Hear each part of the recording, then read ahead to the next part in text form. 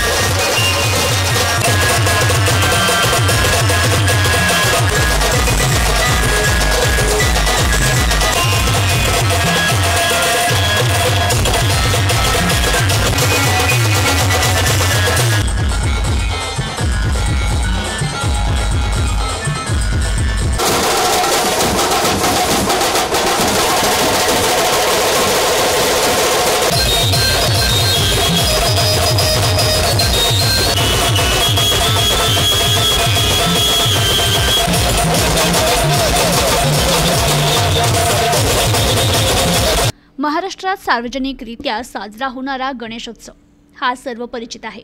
10 दिवस चालणाऱ्या या उत्सवासाठी आरास देखावेही तयार केले जातात। ते पाहण्यासाठी नागरिकांची मोठी गर्दी देखील होत असते आणि मोठ्या प्रमाणावर यावेळी चोऱ्या देखील होत असतात।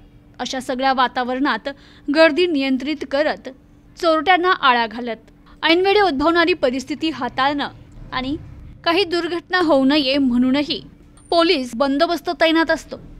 अशी सगळी कसरत पोलिसांना या काळात करावी लागते।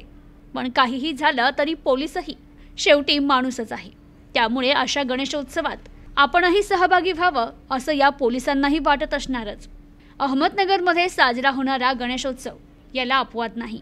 अहमदनगरमधील कोतवाली पोलिसांनी यावर एक उपाय शोधला असून गेल्या अनेक वर्षांपासून गणेशोत्सव कोतवाली पोलीस स्टेशनमध्ये अतिशय भक्तिमय आनंदी उत्साही वातावरणात साजरा करण्यात येतो आणि विसर्जनाच्या 9व्या दिवशी कोतवाली पोलीस स्टेशनमधील या गणरायाचं विसर्जन केलं जातं।